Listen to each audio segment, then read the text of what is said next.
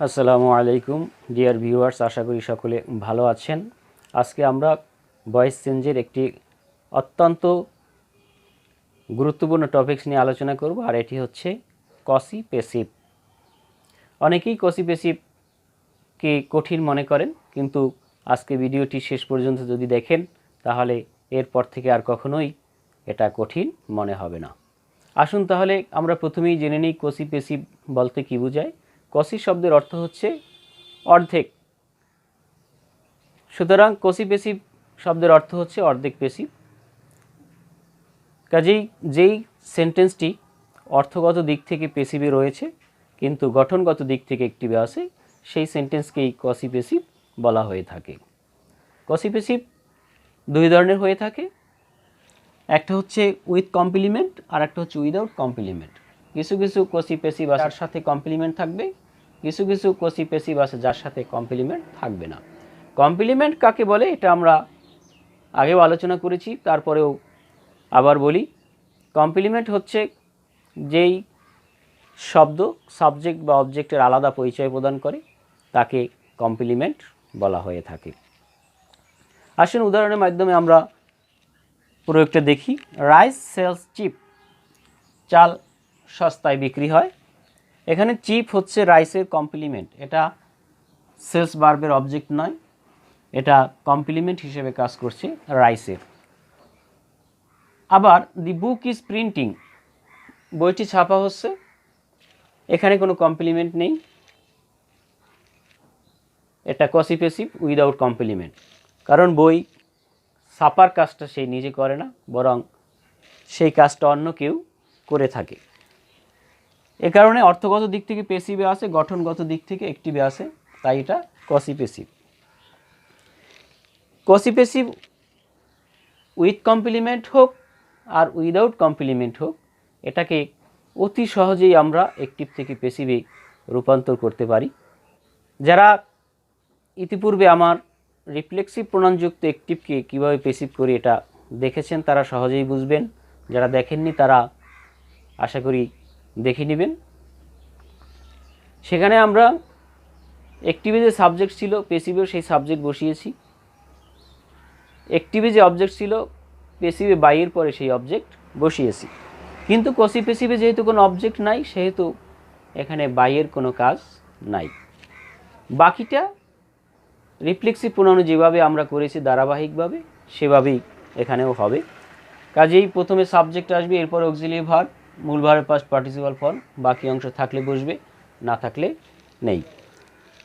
তাহলে rice sales chip, এটা কসি passive. Rice বিক্রি করা কাজটা সে নিজে করে না, কাজেই এদিক থেকে সে পেসিভে রয়েছে, কিন্তু গঠনগত দিক থেকে অ্যাক্টিভে আসে, এই কারণে এটা কসি পেসিভ। এটাকে যদি আমরা পেসিভ করি তাহলে প্রথমেই সাবজেক্ট বসবে রাইস, অতঃপর অক্সিলিয়ারি ভার্ব বসাতে হবে। অক্সিলিয়ারি ভার্ব বসানোর জন্য আমরা যেটা করে থাকি সেটা হচ্ছে অ্যাক্টিভে অক্সিলিয়ারি ভার্ব আছে কিনা, যদি থাকে তাহলে তার সাথে আরও একটা বসাই, না থাকলে মূল ভার্বটা কোন ফর্মে আসে সেটা দেখে অক্সিলিয়ারি ভার্ব নিয়ে আসি। মূল ভার্ব প্রেজেন্ট ফর্মে থাকলে অ্যাম ইজ আর আসে, পাস্ট ফর্মে থাকলে ওয়াজ ওয়ার থেকে আসে। এখানে সেলস প্রেজেন্ট ফর্মে আসে, অতএব অ্যাম ইজ আর থেকে একটা আসবে। আর যেহেতু রাইস থার্ড পারসন সিঙ্গুলারকে নির্দেশ করে এজন্য ইজ বসবে। এরপরে মূল ভার্বের পাস্ট পার্টিসিপাল ফর্ম, মূল ভার্ব হচ্ছে সেলস, এর পাস্ট পার্টিসিপাল ফর্ম হচ্ছে সল্ড। এরপরে চিপ আছে, এটা অবজেক্ট না, এটা হচ্ছে কমপ্লিমেন্ট, সে কারণে এটা বসে যাবে চিপ। তাহলে হয়ে গেল রাইস ইজ সোল্ড চিপ। অনুরূপভাবে আরেকটি উদাহরণ, আয়রন ফিলস হার্ড, লোহা শক্ত। লোহা কি শক্ত অনুভব হয়? লোহা নিজে অনুভব করে না, বরং অন্য কেউ তাকে অনুভব করে, সে কারণে এটা পেসিভে আসে। অর্থগত দিক থেকে গঠনগত দিক থেকে অ্যাক্টিভে আসে। এটাকে যদি আমরা পেসিভ করি তাহলে সাবজেক্ট বসবে আয়রন, এরপর অক্সিলিয়ারি ভার্ব লাগবে। আগের নিয়মে যেহেতু অ্যাক্টিভে অক্সিলিয়ারি নাই, মূল ভার্ব প্রেজেন্ট ফর্মে আসে, এ কারণে অ্যাম ইজ আর থেকে একটা আসবে। আয়রন থার্ড পারসন সিঙ্গুলারকে নির্দেশ করে, ম্যাটেরিয়াল নাউন সবসময় সিঙ্গুলারকে নির্দেশ করে, এজন্য ইজ বসবে। তারপরে ফিল ভার্বের পাস্ট পার্টিসিপাল ফর্ম ফেল্ট।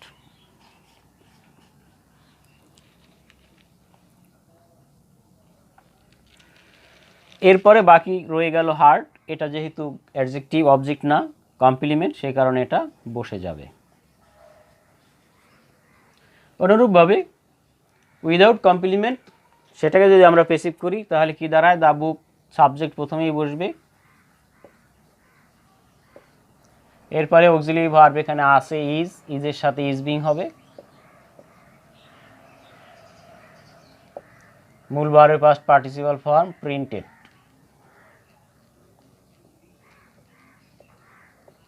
হয়ে গেল, এটাও পেসিভ, যেহেতু এরপরে আর কিছু নেই সে কারণে আর কিছু বসানোর দরকার নেই। এরপরে আরেকটি উদাহরণ, দ্য হাউস ইজ বিল্ডিং, এটাও কসি পেসিভ উইদাউট কমপ্লিমেন্ট, যেহেতু ঘর নিজে তৈরি হতে পারে না, ঘরকে তৈরি করা হয়। আর এখানে বিল্ডিং এটা নাউনও নয়, কমন নাউন সিঙ্গুলার হলে তার পূর্বে অবশ্যই আর্টিকেল বসাতে হয়, যেহেতু এর পূর্বে কোনো আর্টিকেল নাই সে কারণে এটা এখানে ভার্ব হিসেবে বসছে। তাহলে এটা কসি পেসিভ, এটাকে যদি আমরা পেসিভ ভয়েসে রূপান্তর করি তাহলে প্রথমে হাউস বসবে, তারপর অক্সিলিয়ারি ভার্ব অ্যাক্টিভে আছে ইজ, ইজ বসবে, এরপরে অতিরিক্ত পেসিভের যে অক্সিলিয়ারি ইজ থাকলে ইজ বিং, সেই বিং বসবে, অতঃপর মূল ভার্বের পাস্ট পার্টিসিপাল ফর্ম বিল্ডের পাস্ট পার্টিসিপাল ফর্ম হচ্ছে বিল্ড, পেসিভ হয়ে গেল। তাহলে রিফ্লেক্সিভ প্রোনাউনযুক্ত অ্যাক্টিভকে পেসিভ যেভাবে আমরা করেছি ঠিক সেভাবেই কসি পেসিভকেও আমরা অ্যাক্টিভ থেকে পেসিভে রূপান্তর করতেছি। শুধুমাত্র পার্থক্য হচ্ছে রিফ্লেক্সিভ প্রোনাউনযুক্ত অ্যাক্টিভে অবজেক্ট থাকে বিদায় বাইয়ের পরেই সেই অবজেক্টটা যোগ হয়, আর কসি পেসিভে কোনো অবজেক্ট থাকে না বিদায় এখানে বাইয়ের কোনো কাজ নেই। কাজে এখানে কমপ্লিমেন্ট কখনো থাকে, সেই কমপ্লিমেন্টটা ভার্বের পরেই বসে যায়, আর কমপ্লিমেন্ট না থাকলে ভার্ব পর্যন্তই আমাদের পেসিভ শেষ হয়ে যায়। কসি পেসিভ উইথ কমপ্লিমেন্ট যেটা, সেটাকে আমরা অন্য আরেকটি নিয়মেও পেসিভ করতে পারি, এখন সেটা আমি আপনাদেরকে দেখাচ্ছি। এটা কসি পেসিভ উইথ কমপ্লিমেন্ট, এটাকে আমরা আরেকটি নিয়মে পেসিভ করতে পারি, সেটা হচ্ছে প্রথমে যে সাবজেক্ট আছে সেই সাবজেক্টটা বসবে, অতঃপর ইজ বসবে,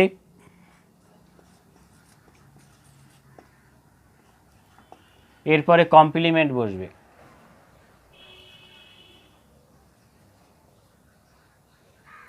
এরপরে হোয়েন ইট ইজ বসবে, তারপরে মূল ভার্বের পাস্ট পার্টিসিপাল ফর্ম বসবে। তাহলে গঠন দাঁড়ালো subject plus be verb plus complement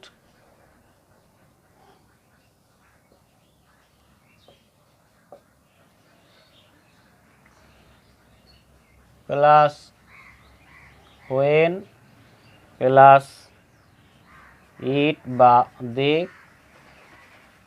plus be verb plus ভার্বের পাস্ট পার্টিসিপাল ফর্ম। এই নিয়মেও আমরা পেসিভ করতে পারি, তবে এটার থেকে আগে যে নিয়মটা আমরা দেখিয়েছি সেটা কিন্তু অনেকটা সহজ। আশা করি কসি পেসিভ এরপরে আপনাদের আর বুঝতে কষ্ট হবে না। আজকে আমরা এখানেই শেষ করছি। সকলে ভালো থাকুন, সুস্থ থাকুন। আসসালামু আলাইকুম।